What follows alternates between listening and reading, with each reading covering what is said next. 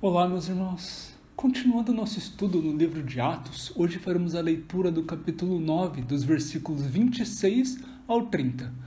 Diz assim a palavra do Senhor.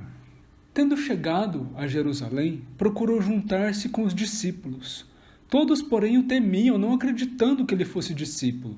Mas Barnabé, tomando-o consigo, levou-o aos apóstolos e contou-lhes como ele vira o Senhor no caminho e que este lhe falara, e como em Damasco pregara ousadamente em nome de Jesus. Estava com eles em Jerusalém, entrando e saindo, pregando ousadamente em nome do Senhor. Falava e discutia com os helenistas, mas eles procuravam tirar-lhe a vida. Tendo, porém, isto chegado ao conhecimento dos irmãos, levaram-no até Cesareia e dali o enviaram para Tarso. Temos lido, então, nestes últimos trechos sobre os primeiros anos de Paulo depois da sua conversão.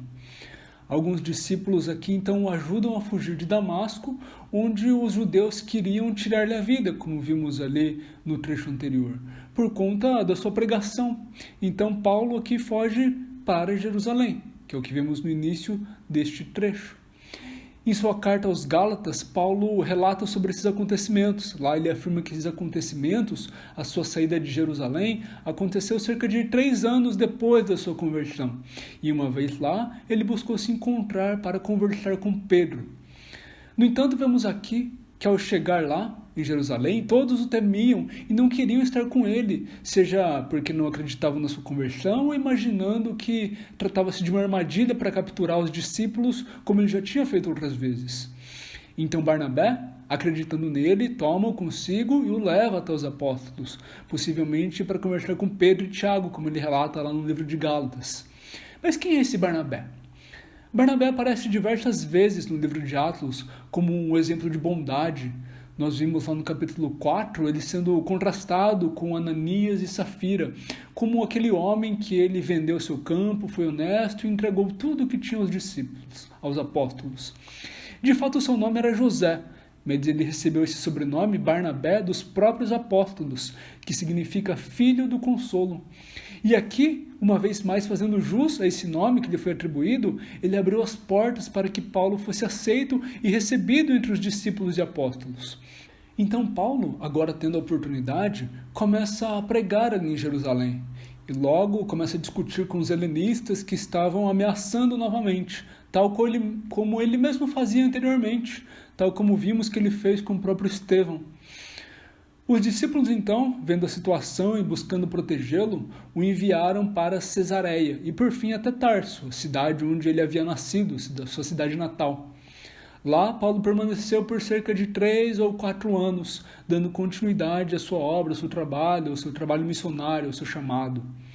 Em tudo isso, em todo esse cenário da vida de Paulo, uma vez mais nós podemos ver a boa mão de Deus, a sua infinita providência guiando o seu povo.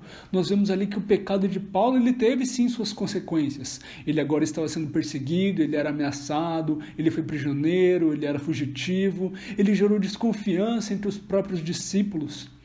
Ao mesmo tempo, diante de tudo isso, ainda que todas essas tribulações tenham acontecido, nós vemos o cuidado de Deus, levantando homens que o livraram da prisão, que o livraram da morte em Damasco. Temos a pessoa de Barnabé, que o colocou em contato com os apóstolos, Pedro, que possivelmente teria o hospedado em Jerusalém durante sua estada por lá, os discípulos que os tiraram daquele meio em que ele corria perigo e o enviaram até Tarso, sendo essa uma região em que havia muitos judeus na época e também gentios simpatizantes com o judaísmo, sendo um terreno fértil para a continuação do trabalho missionário, para aquele que o Paulo havia sido chamado. Dessa forma, seja qual for a situação, sejam quais forem os problemas, sejam quais forem as circunstâncias, as dificuldades, independente de quão ruim tudo pareça, nós sabemos que podemos descansar tranquilos, exercitando a nossa fé, sabedores de que os propósitos de Deus não podem ser frustrados. Temos aqui um exemplo de tudo isso, nos dando ainda mais a certeza de que podemos confiar nisso.